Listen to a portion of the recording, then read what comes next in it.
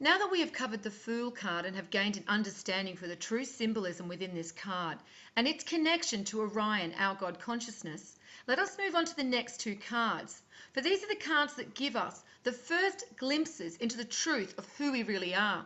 And that truth is we are much more than our physical containers. We are ethereal beings first and foremost. The following two cards are card number 1, the Magician, and card number 2, the High Priestess. Now, if we look to the Fibonacci sequence, and as explained in the previous video, is what all growth and expansion in the universe is based upon, we can see how these two cards relate to the following two numbers in this sequence, which are 1 plus 1. When we look where these two numbers are located in the golden mean spiral, we see that although they are separate, they are still contained together in the first golden mean section. This is symbolic of the soul birthed into existence from the consciousness of God, represented by 0, and splitting into male and female upon its manifestation into existence. The ancient Egyptians refer to this in their texts as when he was 1 became 3.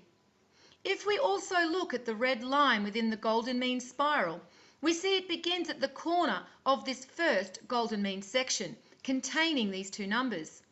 Also note that the line touches only 3 sides of the first section, showing us the first representation of the Trinity, which is symbolic of God and the male and female divine twin souls.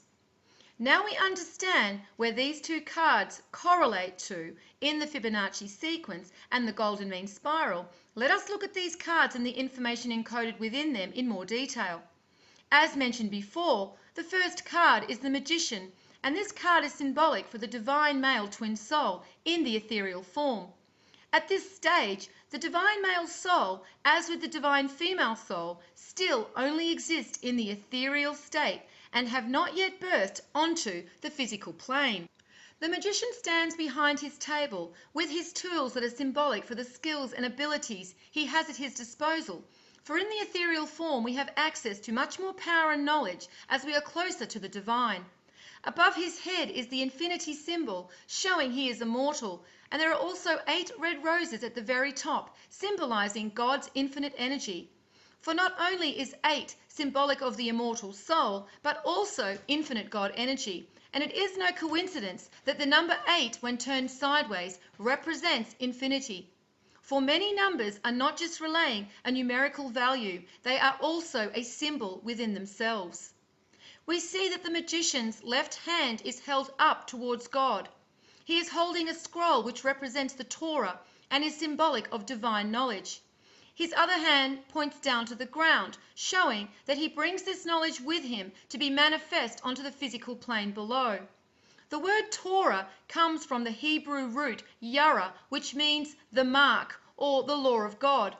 Notice, however, the Torah scroll is unopened, for this is symbolizing that although he has this knowledge within him, he has no real understanding of it, for it is the divine female twin soul, the High Priestess, who has the understanding for this divine knowledge. And we see this symbolized by the Torah that now sits open on her lap. Before we look into the other symbols shown within these two cards, let us first get a clear understanding of how the divine male and female twin souls must work together to unlock the divine knowledge within them, and how we see this shown repeatedly in mythology across culture.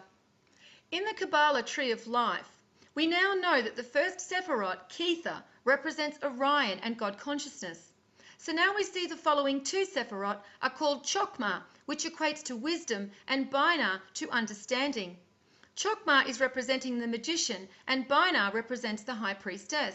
This is also why we see the positive energy force related to Chokmah, male, and the negative energy force to Binah, female, as these are the characteristics of energy connected to the male and female. However, it is at this point I must stress that positive and negative energy do not equate to gender.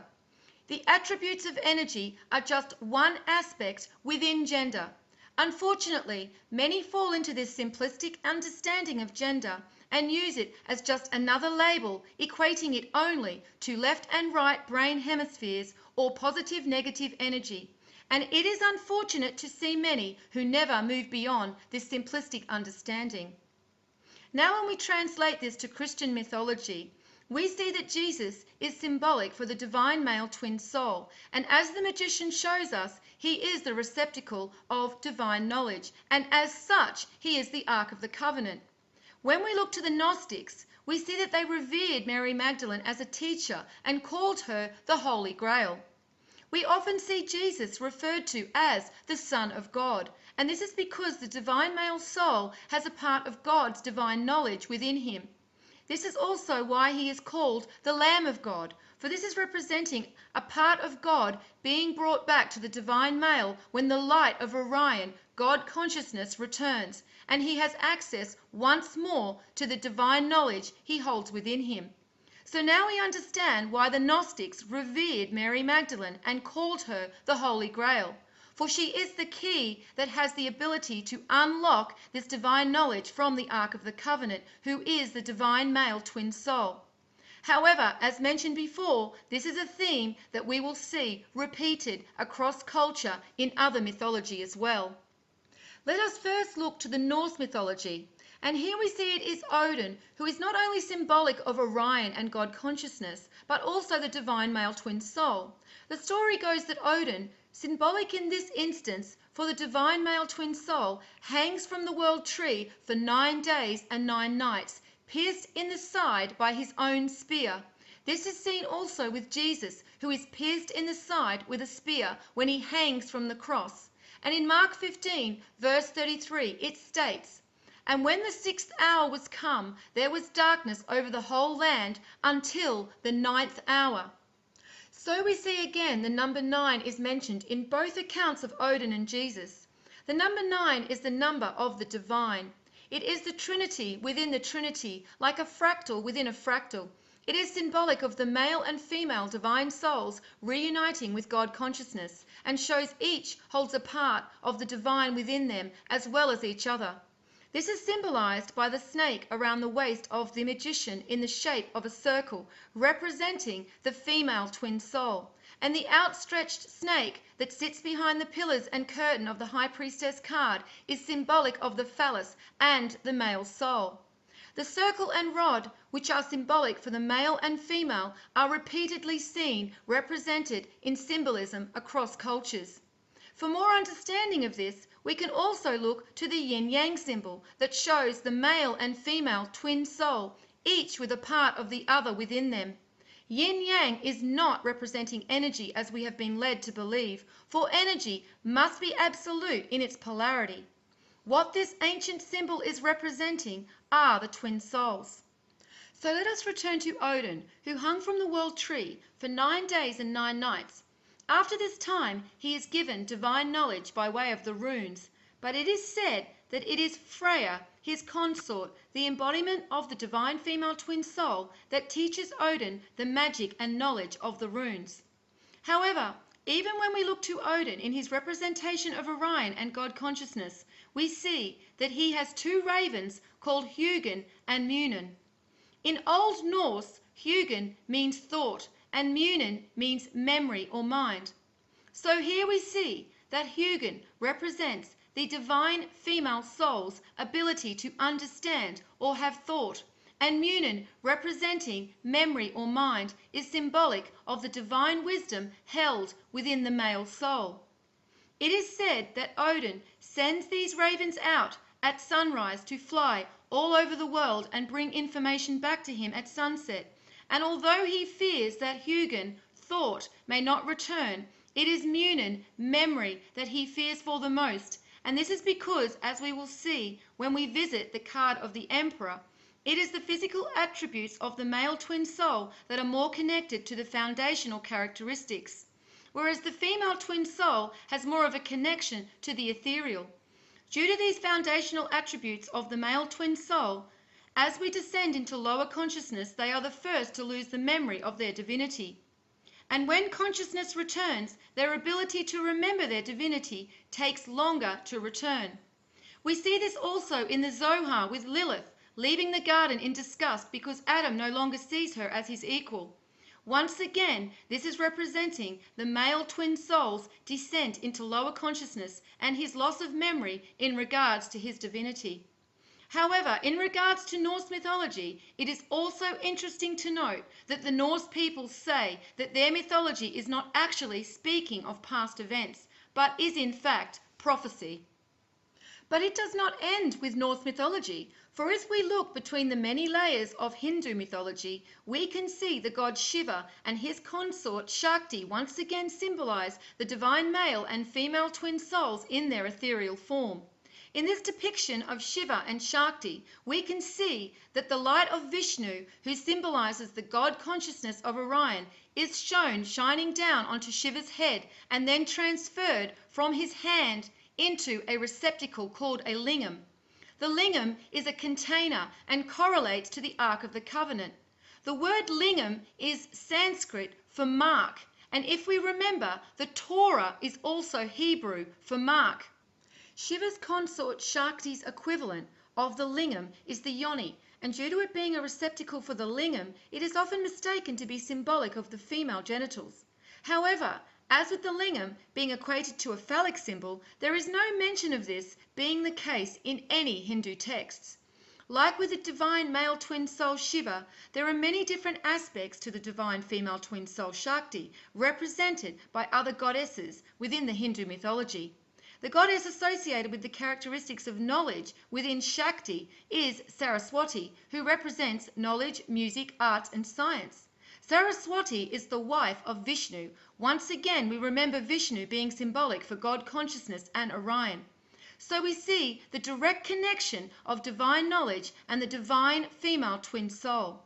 Vishnu, however, also has other aspects depicted by different gods, and the aspect symbolic for the creation of souls from God consciousness is symbolized by Brahma, and it is said that it was with Saraswati's knowledge that Brahma created the universe. Again, we see that it is the divine female twin soul that has the understanding of divine knowledge, so it is not surprising that religious establishments had an agenda to remove her completely to any connection of knowledge and intellect, and instead made her only symbolic of reproduction. Finally, we can look to Sumerian mythology, and we see it as the god Tammuz and the goddess Ishtar, who are symbolic for the divine male and female twin souls in the ethereal form. Tammuz was known as the faithful or true sun, and we see again this equating of the Son of God to the divine male twin soul.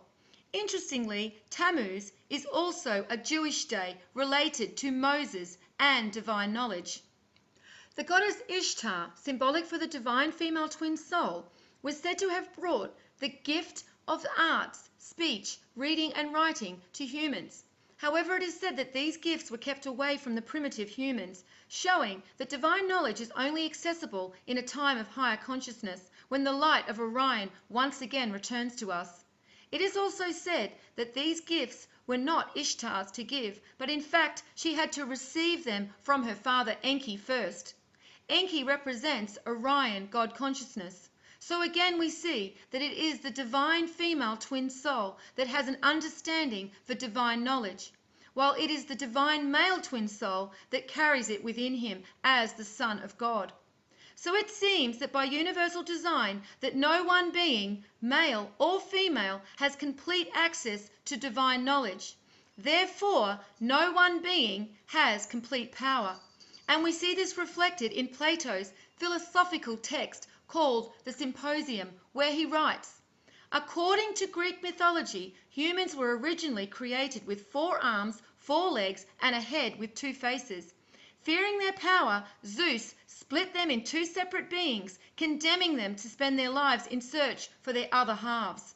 So now we have a thorough understanding for the roles of each divine twin soul in regards to accessing divine knowledge. We can begin to look further into the rest of the symbolism within the Magician and High Priestess tarot cards in the next video."